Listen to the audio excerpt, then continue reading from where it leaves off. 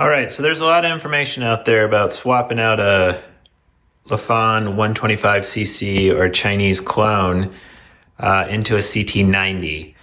It's not all cohesive and it's kind of all not in one place. So I thought I'd put together this short video to help with that. So as you can see, the 125cc engine is in the frame. In order to accomplish the mounting, Dr. ATV makes a great mounting kit. The top bolt just needs to be drilled out to 7/16 on the motor. And then Dr. ATV makes the rear bottom mount that you can purchase from them. It ends up mounting pretty cleanly. Works pretty well. They also sell an adapter peg kit that ends up mounting to the bottom of the engine and then mounts the pegs to that. Here's another angle of that. You kind of have to drill new holes and notch out the skid plate bash guard to get it to fit, but it's pretty simple and then it lines up well. Probably the most confusing and kind of least emphasized swap that you need to do and get it to clear the down tube and also get it to still, in theory, maybe be able to even run the original airbox. The intake manifold is a CT110 original Honda OEM piece. It mounts up perfectly to the 125 Lifan. And I have found, and everything I have read, the nibby carbs are fabulous. They're super easy to adjust. They come actually out of the box almost perfectly adjusted. It bolts right up to the CT110 intake manifold, which again, you can get off Dr. ATV or find a used one on eBay. And then we'll swing around to the other side and you can see the clearance. The clearance is about perfect. Both of the knobs are easily adjustable, access to it. They actually spin and clear the down tube and ends up being a super clean, nicely tucked in carburetor intake manifold setup. As far as controls, I went with the Nibi throttle cable and grips. It works extremely well. So much better than the original Honda with the little slide in the handlebars. The spring tension on the Nibi carb is great. It ends up snapping back really quickly.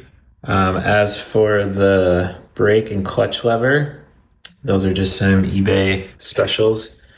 I'll link all of this in the description so that you can find all the parts. And then we'll move on to the exhaust conversion as well. All right, here's the exhaust. This is a reproduction CT110 exhaust from Dr. ATV. Comes with the heat shields, really nice, very OEM exhaust. Again, this is the CT110 and it actually mounts up perfectly. You need to purchase the little half moons for the shims. You also need to get a CT70 exhaust gasket or CT110 exhaust gasket. It's a different size than the CT90, the exhaust port is. All right, here's a close-up of the exhaust mounted. It's just temporary mounted, but you get a good idea of how perfectly it lines up with the CT90. Clears everything like it was meant for it. Here's the mount where it connects to the exhaust port. It's super clean, fits perfect. Those little half moons will go in there in a gasket and some 10mm bolts. But works really good, super clean. Basically looks entirely stock, especially when you get the heat shields on it. All right, while we're in this area, I'll point out the clutch cable and the clutch setup I used. This is a standard CT70 front-facing clutch clone engine.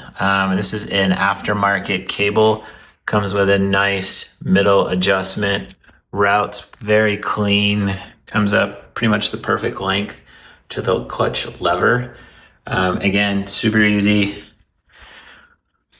I'll put a link in so you can find that clutch cable. All right, so thanks for watching. That pretty much sums it up. I basically made the video so that hopefully it'll save somebody else some time, some effort, kind of having all of the pieces in one place with a parts list. I'm going to be doing a few more other videos, basically talking about the tires, what tires I chose, why I chose them, doing the electrical from the CDI to the kill switch, mounting all of that. So if you enjoyed the video, give it a like. It'll get it in more hands. Hopefully it'll save people some time, some energy, and appreciate you watching. Take care.